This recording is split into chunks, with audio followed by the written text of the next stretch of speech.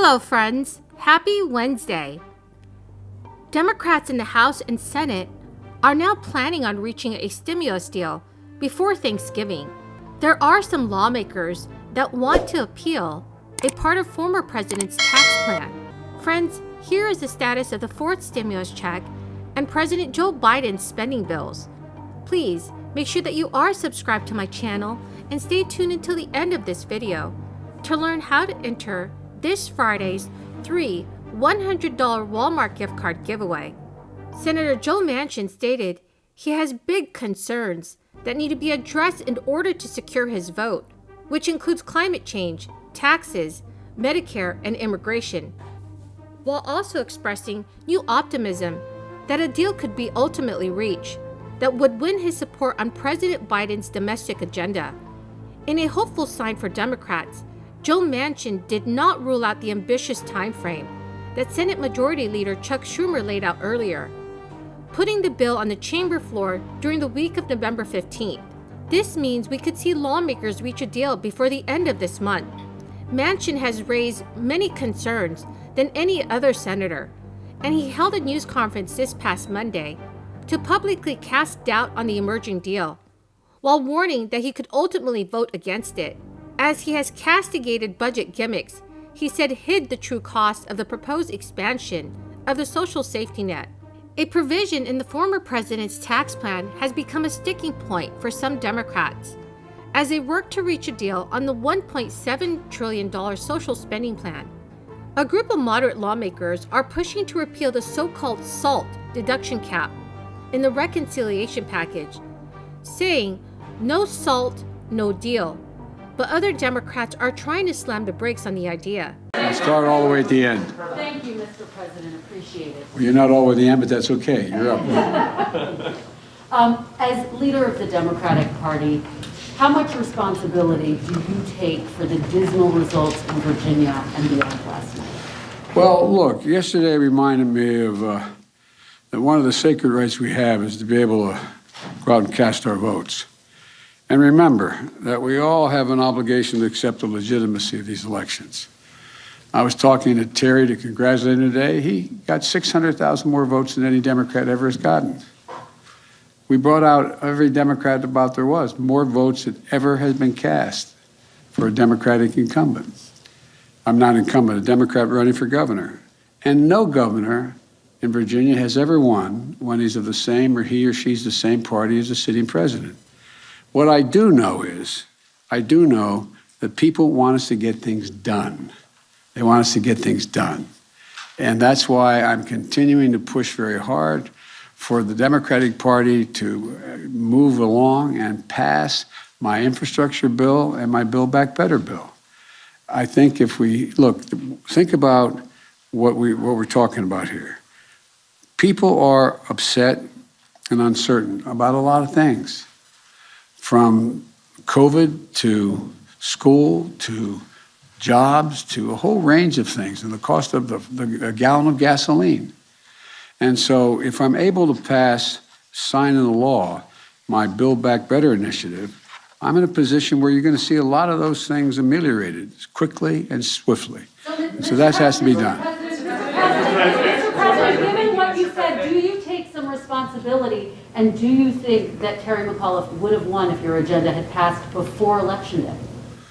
Well, I think we should have passed before Election Day, but I'm not sure that I would be able to have changed the number of very conservative folks who turned out in the red districts who were Trump voters, but maybe. You won the state by 10 points, Mr. President. No, I know we did, but I was running against Donald Trump.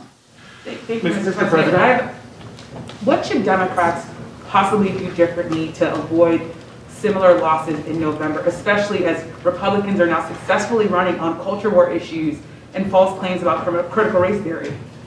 Well, The state and local tax deduction cap, set to expire at the end of 2025, limits the amount of state and local taxes that taxpayers can deduct from their federal taxes to $10,000. That hits taxpayers in high tax and predominantly Democratic coastal states harder. But as Democrats from those areas work to lift the cap, others say doing so would be a tax cut for the rich. Speaking to reporters, Gottheimer said he has been pushing for a full reinstatement of the deduction as part of the deal, though he would not say how long he wants that reinstatement to be in effect. House Ways and Means Committee Chairman Richard Neal said that the committee is still discussing the deduction.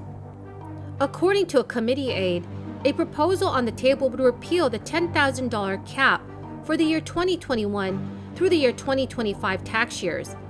It would then be reinstated for 5 years after that, which the aide claimed would keep it close to revenue neutral. The Committee for a Responsible Federal Budget estimates a 5-year repeal of the cap would cost roughly $475 billion, with $400 billion in tax cuts going to the top 5% of households. It would be more costly than any other parts of the social spending agenda, including the extension of the monthly child tax credit payments, universal pre-K, affordable childcare, and much more. A repeal of the cap is not part of the latest Build Back Better framework released by the White House last week, though the Biden administration officials have previously stated that they are open to a repeal as long as lawmakers find a way to pay for it. These negotiations come as other measures in the originally proposed reconciliation package, such as tuition-free community college and paid leave, have been cut amid efforts to reduce its price tag. Friends, the key word for this video is pot pie. If you would like to enter this Friday's free $100 Walmart gift card giveaway, please make sure you click and like my videos, make sure that you are subscribed to my channel, and also comment below the keyword from each video. Now, there is some great news for those of you that live in California. If you are eligible for a California stimulus payment and have not yet received it, it is highly likely your payment is coming through the mail. The California Franchise Tax Board is distributing the 9 million stimulus payments via both direct deposit and paper check. The agency said that most direct deposits were made by October 31st. The next wave of paper checks have been sent out, but it could take weeks before your check hits the mail. To this point, about 4.5 million payments have been made. The tax board expects that all payments will have gone out by the end of this year. Whether you receive a direct deposit or paper check depends on which option you checked on your tax return. Friends, that's the end of the video for this afternoon. Thank you so much for joining me here today. To say thank you, I am giving away 3 $100 Walmart gift cards this coming Friday. If you would like to enter, all you have to do is click and like my videos. Make sure that you are subscribed to my channel and comment below the keywords from the videos. Thank you so much, friends, and have a very blessed Wednesday.